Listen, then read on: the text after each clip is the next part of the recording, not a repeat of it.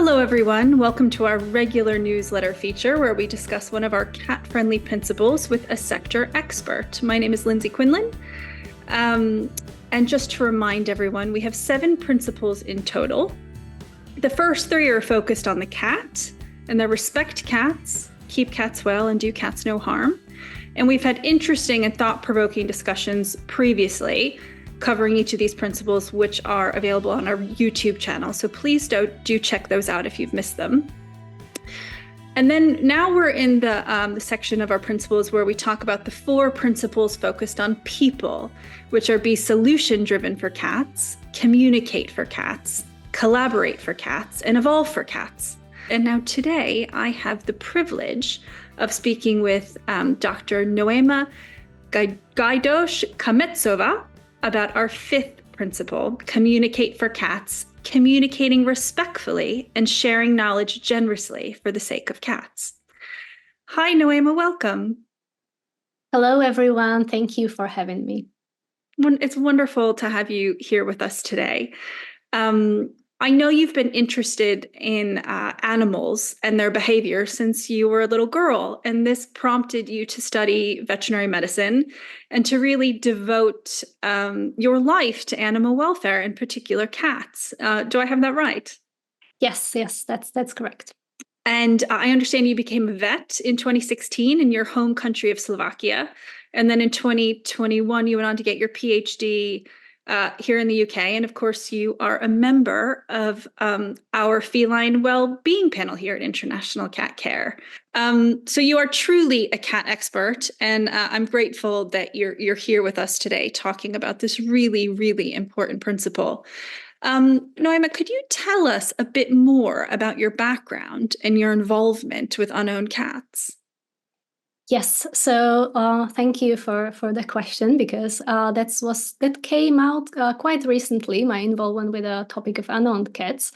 But that's where in the end of my PhD, where I focused on inter-cat interactions, so feline social behavior from the perspective of cat-cat, not really cat-human interactions. Simply because I started all my studies as a cat lover, cat person. And as many cat lovers, I was wondering how many cats can I keep on my own, and if that choice of mine would be also good for the cats. So I studied one of the most common questions, whether the cats are playing or fighting. One of the most common questions that cat owners are asking themselves. But in the end of my PhD, I realized that this topic of multi-cat households, how can we keep them so they can function well, is really closely linked with a big topic of cat population management, because we can see the trend of multi-cat households, number of multi-cat households increasing, and that might be influenced by the number of unowned cats we have there. So people owning one cat might be deciding about taking in 2 cats, third cat, fourth cats, fourth cat. So then I've seen that these 2 topics can be nicely linked, and when I learn something about inter-cat interactions, I can easily extrapolate that to the cat population management topic. So and this really is an emerging topic in our country as well and globally. So that's what I'm focusing on at the moment. So I'm still studying inter-cat interactions, social interactions of cats living in one household. So we're trying to find out what are the rules for their societies, for their social groups to be working, but also how we can use that information to create some guidelines or some recommendations rather for the cat population management. So when is it okay to keep 2 cats, when it should be rather 1 cat, when is it okay to keep 3 and more cats? So that's where my involvement within unowned cat population and population management topic is linked with what I did so far. Oh, wow. That's really interesting, and it'll be very useful. Thank you. Noema, Thank you very, very much for joining us today to talk more about the fifth principle. And I think, as you just highlighted, your work, will be really important in this regard. And one of the reasons why I'm really delighted that you could be here right now is because just of your passion you're a passionate advocate for communication as a mechanism to improving cat welfare. Can you tell me more about that? Yes. So, as I said, the end of my PhD was like when I was really in a researcher mode for the almost 5 years, and then I realized that okay, so research is fun. Well, sometimes it's not really fun, but that it's useful. Useful and very needed. But it came to me very naturally as a veterinarian who is also working in a cat behavior research to communicate my findings and not just with the research public with the research audience, but also with a public because this cat behavior research can be applied this way actually in a real life situation. So to me it wouldn't really make sense to just keep it on a research level because this is really how I apply the findings of my work. So in the end of my PhD, I was thinking about some method how to close the science engagement circle, as I call it, because in the beginning of this circle is the data collection, where I really use owners for their inputs through questionnaires, through video material. Then we analyze the data, and then there's this research publication. But also, to me, it was very crucial to communicate the findings, not just of my own research, also of research of our colleagues working in the field. So then I came up with, basically my husband came up with idea to start podcast. And now I'm sharing the visual content as well on social media. It's called Mačkast, which is combination of word cat in Slovak and podcast. So this is my own project, which I really started and I'm still doing out of passion. Here, this is the way how I share my findings with the public, with cat owners, and then I can also this way collect the feedback from them through messages which they are sending to me about what they think, what they found, and then I can also create another calls, and they can be involved in another research.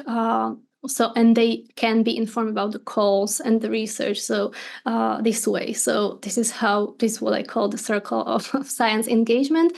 And you can see that communication is like a real major part of this work. So it really, to me, communication is super important for me, because as a vet, I am communicating for cats. I don't agree with that cats cannot speak. I think every animal can speak. It's just we don't know their language. So as I'm studying behavior of cats, I'm studying their language. So I am here to communicate for cats, and this is how I do this. Oh, Noema, I love that. Thank you.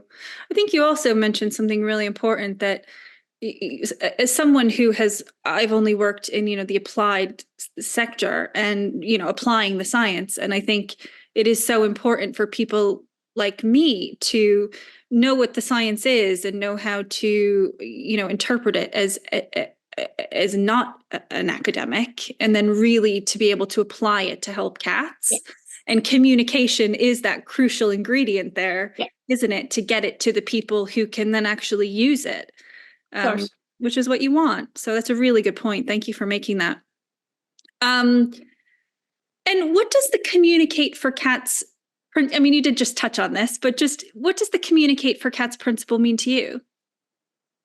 To me, again, as a vet, since I'm not really working in a practice, but I still consider myself to be a vet because it's super important for me to have this education. It means that if I want to help cats, I must train myself in communication and soft skills.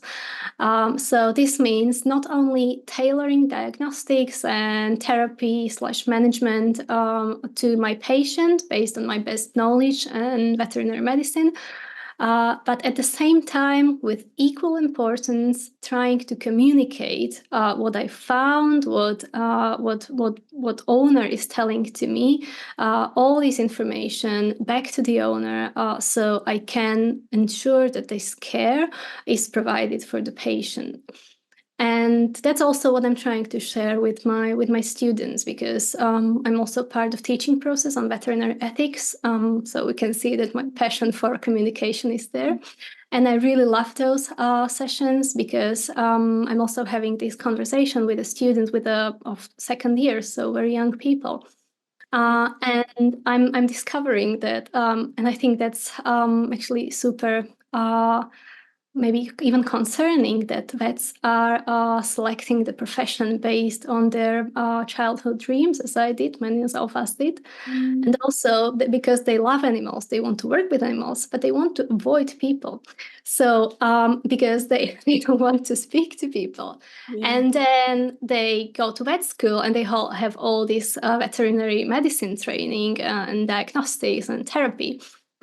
But very little, or in some universities, it is some education and some training, but at some universities still no education on communication and soft skills. And then they are coming to the practice and they realize that on everyday basis, they need to speak with people, they need to communicate for their patients, and it might be very overwhelming for them. And I think that this is like one of the very important factor of causing the burnout and all the mental health issues when we are in that confronting situations, confronting discussions with people about their animals. And we can't really deal with them well. Sometimes, I think for some situations there are no right solutions. But I can see how this training can be super helpful for vets in practice, for researchers. So this is what communicate for cats mean to me. So it's in order to do our work for animals, because of our love of animals, well, we should be paying attention to our communication skills and work on them. Oh, I couldn't agree more. I mean, communication, it is such an important skill to develop, to be able to help cats, isn't it? And I think even more so, given the fact that cats are not obvious communicators themselves. So we have to be even better at it to communicate on their behalf. That's a really important point you made. Thank you. And I think, as you touched on just now, in just about everything, effective communication is a cornerstone of success. So it's no surprise that International Cat Care included that as one of our principles. Yet it is quite difficult to do well. It is a skill that you just said we have to develop and to invest in and to maintain. Why do you think that is? And therefore, why do you think that we need this principle? Well, since the more I'm interested in communication, the more I'm thinking, why is it such a problem for probably all of us or many of us? So I think in general, when I was thinking like from a long-term perspective, but also like currently, I think mankind, or like society, probably mankind was fighting, or many people were fighting for survival. So and still there are countries where there is a war and there's hunger. So really, so it's like difficult situations where you are not probably thinking about improving your communication skill, your soft skills, because you're concerned about something which is more relevant and important for you. But also on the other extreme, when we are looking at probably those countries which don't have these problems, maybe looking like we are trying still to like go as far from this mode of survival to feel good, to have a very good welfare. So we're working hard and we're like really busy in our lives and focused on some goal. And also this can be influencing us in a way that we are not really focusing on how we communicate with people in like situations which are not super important for us. We just want to do that one task because we are super busy and we have other tasks. And we're not really thinking about how we were speaking with people at the some offices which we need to go to deal with some chores we have during the day. So this could be one of the factors, but then I think this is connected with that we tend to speak because we want to express ourselves, but then listening is not again like something we are focused at. So we say what we want to say and we go on.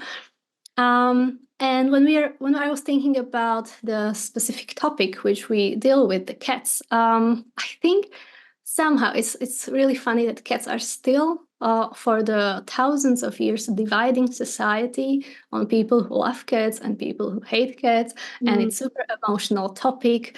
And when I say that what I do, people without me asking them are going to to speak about cats, how what they see in their cats, which I like. Sometimes they say, okay, I don't like cats. I'm rather a dog person. So it really is an emotional topic. And having these emotions associated, I think sometimes they can cloud our minds, set us into, I would say, even more primitive mode. So we are not really using our higher layers of our brain, like our cognition very well. And then that's why I started. My podcast is the language barrier. So I've seen during my PhD many great resources, but they were in English. But I was also encountering people who, like, I was suggesting these resources, and they said, "Well, my English is not very well, so probably not for me." So there are many factors. I think also cultural barriers when we are speaking of different cultural approaches to cats. So religion probably as well. So yes, these are all the parts we can focus at, work on when we're speaking about communication. No, I think that, yes. I mean, it is so true about listening being an integral ingredient in communicating well. And I think, oftentimes people, as you said, will be focusing on relaying their thoughts and their beliefs and their opinions. And then when it's the other person's turn to speak, I think often people can not be listening and thinking about what they want to say next. And that is a fundamental, breakdown in communication. I think it's also so important what you said about, language, and something we're working on in International Cat Care and that we've always done is, translating our material so that it is accessible to people around the globe. That's such it's an important point you mentioned. Thank you for bringing that up. Noema, could you tell us a bit more about, what is the situation in your country, Slovakia, with unowned cats? Well, I would like to say some very nice things about my country, but I also don't like to lie. And this is one of the barriers in communication, I think, when people are honest and dishonest. So yeah, the situation is not good at the moment. And I don't know where to start when still thinking about factors which are contributing to this, but from a researcher point of view, again, I think it's also the missing data. So we don't know how bad, or maybe good, but probably just bad, the situation is. But it's quite obvious from what we see on a daily basis and from speaking to people who are trying to do the legislation change, that there's not enough information about how much neutering is needed for owned cats. So this we still are lacking, even in the cities, and not speaking about countryside. Really, there's some rule that the cats are owned by community, but when it comes to neutering, community he's not really paying for treating the problem really. And yes, then the TNR is problematic because we know it's needed. It's done in many other European countries. But from what I understood, and I hope that I'm wrong, but seems like I'm not, the TNR is almost illegal here because the trapping should be done by official authorities or organizations, but then the releasing is not happening because they need to stay in quarantine for 45 days, which we know is like would be inhumane to do to even slightly unsocialized cats. So that's the problems we deal with together with very little shelter as like facilities. So we're doing mostly the foster care, but these foster cares, usually apartments, could be there could be various numbers of cats. So so obviously the staff and it's usually few volunteers managing all these foster homes, trying to find the homes for the cats. So they are overwhelmed because of the lack of information and lack of neutering of all cats. So that's the situation at the moment. And with the shelter as well, this is not ideal. I think it's also would not be a solution to just build shelters without doing every other thing which needs to be done. So yeah, the situation is really alarming at the moment. There are many different organizations, non-government organizations trying for a change, but there seems to be a lack of interest of the government in general. I'm sorry to hear that. It sounds very difficult. Do you think poor communication might affect the current situation there?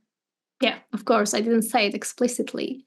But when I was thinking about that, how we could maybe improve that, I was thinking about the two issues we have here. So it's that emotional aspect of the whole every conversation, which comes about when the topic of domestic cat population management is raised, then it's automatically triggers that emotional response in the authorities, in the people sitting there in the municipalities.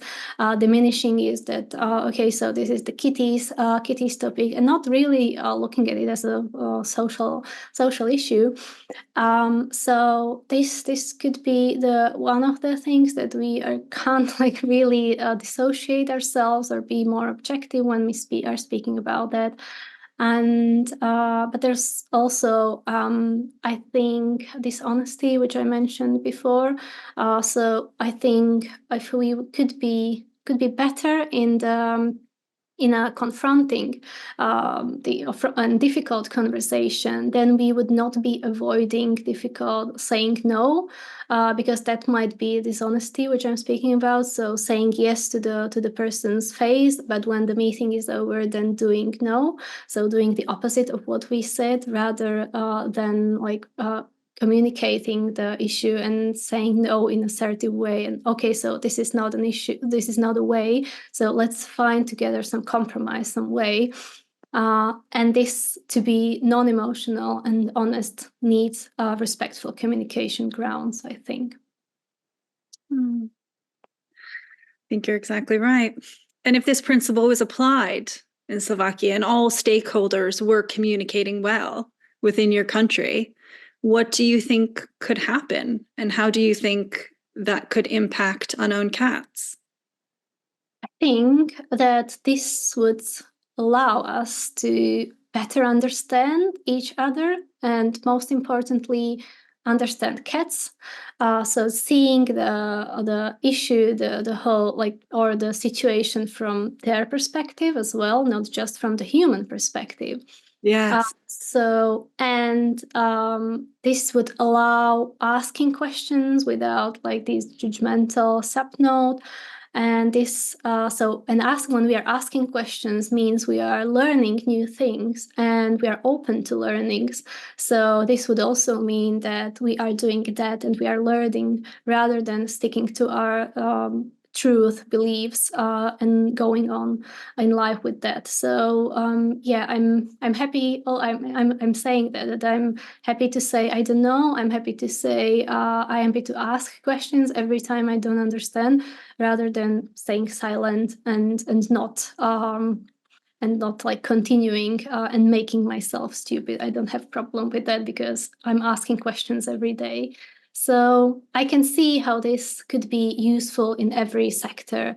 So when speaking with authorities, with people responsible for making a law for municipalities, I can see how this respectful, open conversation, which can also be not emotional and honest, can lead to at least like small baby steps towards these compromises, towards neutering, which we desperately need. And also I can see how this could help all these overwhelmed workers to really be less overwhelmed, because we have these neutering in place. And also owners being more curious about their cats, coming to workers in these foster care, these organizations helping cats, asking them about the problems rather than being afraid of doing that. So, and these now not overwhelmed workers could have like meetings with them and discuss the problem, or maybe refer them if they decide that if they realize that it's a problem which needs to be tackled by a behaviorist or veterinarian. So this would also prevent taking another cats in when owners have problems, and this would like make the whole system or whole population management effective and functional. So I can see how this really would be doing miracles to the work in a cat population management if we would be willing to ask questions, to be open to learn new things, to be more like less subjective, more objective in how we see cats, if we would want to learn about other persons' opinions and beliefs. Having a curiosity about that. I love what you said about just being able to say, I don't know. I mean, we're always learning. We don't need to know everything. And those 3 words can be very, very difficult for people to say. That's such an insightful point. And I love what you said about, wanting to learn, being curious about, what does this person know? What can I learn from them? What is their opinion? What is their belief? Why is it like that? I think sometimes we think of communication just as relaying information, but of course that's not that's one aspect of communication, but it's also really seeking to understand someone else's point of view. Thank you for making that point. Noema, is there anything else? We've covered a lot of ground and it's been so interesting. Is there anything else you'd like to share with us and to share with our audience? I think it's my belief from what I learned so far.